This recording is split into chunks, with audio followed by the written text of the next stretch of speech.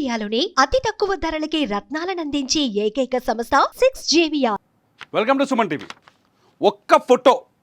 ఒక్క photo America ప్రజల వెన్నులో వణుకు పుట్టిస్తుందట.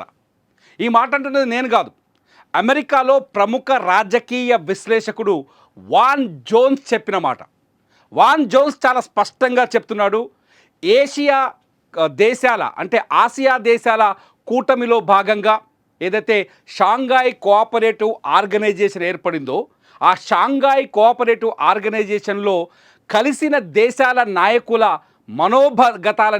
మనోభావాలని ఒక్కసారి పరిశీలిస్తే అవి పూర్తిగా అమెరికాకు వ్యతిరేకంగా కనిపిస్తున్నాయంటూ వాన్ జోన్స్ ఈ కామెంట్ చేశారు చాలా స్పష్టంగా. అంతేకాదు, అమెరికా ప్రస్తుతం ప్రమాదకరమైన పరిస్థితుల అంచున ఉందని కూడా ఆయన చెప్పుకొస్తున్నారు.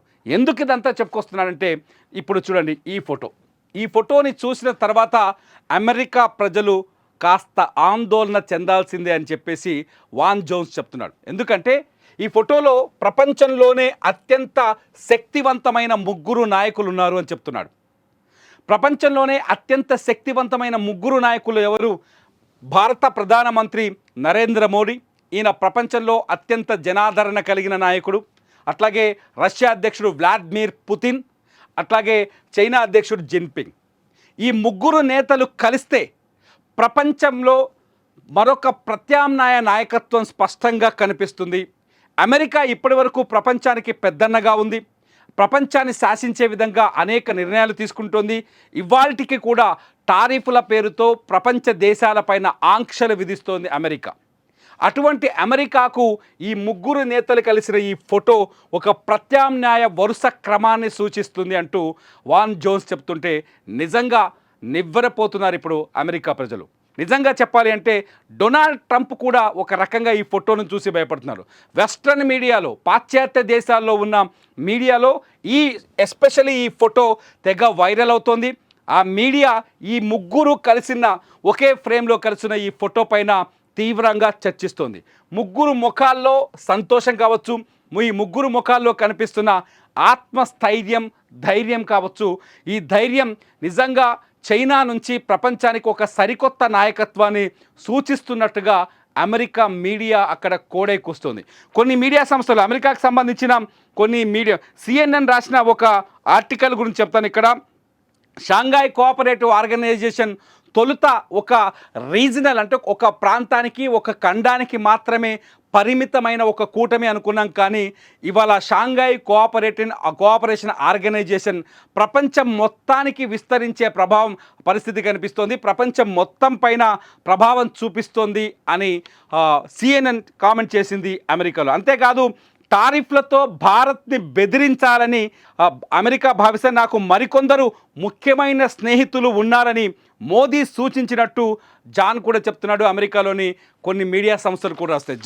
జాన్ వాన్స్ చాలా స్పష్టంగా చెప్తున్నాడు.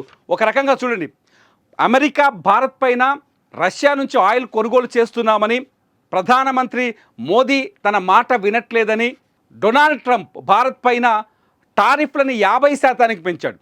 అయితే ట్రంప్కి చాలాసార్లు వార్నింగ్ ఇచ్చారు ప్రధాని మోదీ. ఒక రకంగా ఏంటంటే, మీ ట్యాక్సీలకు మేము భయపడబోమని భారత భూభాగం నుంచి నిలబడి అమెరికాకు వార్నింగ్ ఇచ్చాడు. అంతేకాదు, స్వదేశీ వినియోగం పెరగాలని, భారతదేశంలో స్వదేశీ వస్తువుల వినియోగం పెరిగితే భారత ఆర్థిక పురోగతి మరింత వేగంగా వస్తుందని భారత ప్రధాని పిలుపునిచ్చారు. అమెరికా లాంటి దేశాల ఆంక్షలకు తలొగ్గబోమని కూడా ఆయన క్లారిటీ ఇచ్చారు. ఆ తర్వాత షాంఘాయ్ కోఆపరేటివ్ ఆర్గనైజేషన్కి వెళ్ళారు. అక్కడ మోదీకి ట్రంప్కి దగ్గర సంబంధాలు, మంచి స్నేహితులు అనే చర్చ జరిగిన నేపథ్యంలో వాన్ జోన్స్ ఏం చెప్తున్నాడంటే, భారత ప్రధాని నరేంద్ర మోదీని ట్యాక్సులతో నువ్వు బెదిరించే ప్రయత్నం చేస్తే మిస్టర్ డొనాల్డ్ ట్రంప్, భారత ప్రధాని మోదీ నీకిచ్చిన సందేశం ఏంటో తెలుసా? నువ్వు కాకపోతే, నీలాంటి వ్యక్తి నాకు దూరం అయితే నాకు మరికొందరు స్నేహితులు కూడా ఉన్నారు, ఆ స్నేహితుల్లో ఈ ఇద్దరు అని చెప్పినట్టుగా ఈ ఫోటో ఉందని చర్చ జరుగుతుంది. ఈ ఫోటోలో ఎవరున్నారు? భారత ప్రధాని మోదీతో పాటు మళ్ళీ వ్లాదిమిర్ పుతిన్ ఉన్నాడు, అట్లాగే చైనా అధ్యక్షుడు జిన్పింగ్ ఉన్నాడు. ఇక్కడ చైనా గురించి కూడా వాన్ జోన్స్ ఒక కామెంట్ చేశాడు. సరిహద్దుల గొడవలు ఉన్నప్పటికీ కూడా, భారతదేశానికి చైనాకి మధ్య సరిహద్దు వివాదాలు ఉన్నప్పటికీ కూడా చైనా భారత్తో స్నేహం చేయడానికి సిద్ధంగా ఉంది, భారత్ చైనాతో స్నేహం చేయడానికి సిద్ధంగా ఉందని ఈ ఫోటోలో ఇంకొక మెసేజ్ కూడా ఉందని చెప్తున్నారు. అంతేకాదు వీళ్ళకు బ్యాక్ బోన్గా నార్త్ కొరియా అధ్యక్షుడు కిమ్ కూడా వీళ్ళకు మద్దతిచ్చే అవకాశం ఉందని చాలా స్పష్టంగా వాన్ జోన్స్ చెప్తున్నాడు. అంతేకాదు వాన్ జోన్స్ మాటలన్నీ ఒక్కసారి పరిశీలిస్తే స్పష్టంగా అర్థమవుతుంది ఏంటంటే, ఇప్పటి వరకు ప్రపంచం పైన ఆధిపత్యాన్ని చెలాయించగలిగిన పాశ్చాత్య దేశాలకు గడువు ముగిసింది, ప్రపంచంని నాకు అరచేతిలో ఉంచుకోవాలని ఆలోచించిన అమెరికాకు కూడా టైం ముగిసిపోయింది, ఇక ప్రపంచాన్ని నడిపించగలిగే సరికొత్త నాయకత్వం పుట్టుకొస్తుంది, ఆ నాయకత్వంలో భారత ప్రధాని నరేంద్ర మోదీ, అట్లాగే రష్యా అధ్యక్షుడు వ్లాదిమిర్ పుతిన్, అట్లాగే చైనా అధ్యక్షుడు జిన్పింగ్ ఉండబోతున్నారు. ప్రపంచ వేదిక పైన వీళ్ళు ముఖ్యమైన నాయకుల వరుస క్రమంగా కనిపిస్తున్నారని వాన్ జోన్స్ వార్నింగ్ ఇచ్చాడు డొనాల్డ్ ట్రంప్కి. అమెరికాలో భారత్ పైన చర్చ భారీ ఎత్తున జరుగుతుంది. ఇవాళ అమెరికా సుప్రీంకోర్టు కూడా చాలా స్పష్టంగా ఎందుకు ట్యాక్సులు పెంచారు భారత్ పైన, సుప్రీంకోర్టులో జరిగిన విచారణ పైన ట్రంప్ టీం చెప్పిన సమాధానం ఏంటో తెలుసా? ఉక్రెయిన్లో శాంతి జరగాలన్నా, ఉక్రెయిన్తో యుద్ధం ఆగాలి అంటే కేవలం భారత్ పైనే ట్యాక్సులు వేయాలి అని చెప్పేసి ట్రంప్ టీం కోర్టుకు సమాధానం ఇచ్చింది. అంటే అమెరికా చాలా స్పష్టంగా ఉంది భారత్ని లొంగ తీసుకోవాలని, భారత్ని మోదీని తన కంట్రోల్లో పెట్టుకోవాలని. కానీ మోదీ చాలా స్పష్టంగా ఉన్నారు, ప్రపంచ దేశాలు చాలా ఉన్నాయి, అమెరికాను ఎదిరించే శక్తి భారతదేశానికి ఉందని ఇవాళ తిరిగి సమాధానం చెప్పే స్థితిలో ఉన్నానని మోదీ నిరూపిస్తున్నారు. మొత్తంగా షాంఘాయ్ కోఆపరేటివ్ ఆర్గనైజేషన్ సమావేశం ప్రపంచానికి ఎవ్వరూ ఊహించని ఒక సందేశాన్ని ఇచ్చిందని మాత్రం ఇక్కడ అర్థం చేసుకోవాలి. మరి మీరేమనుకుంటున్నారు? అమెరికాకి ప్రత్యామ్నాయంగా ఈ ముగ్గురు కనిపిస్తున్నారా?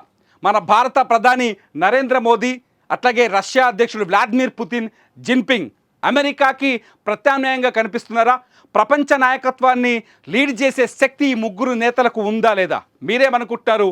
ఈ వీడియో కింద కామెంట్ చేయండి. చూస్తూనే ఉండండి సుమన్ టీవీ.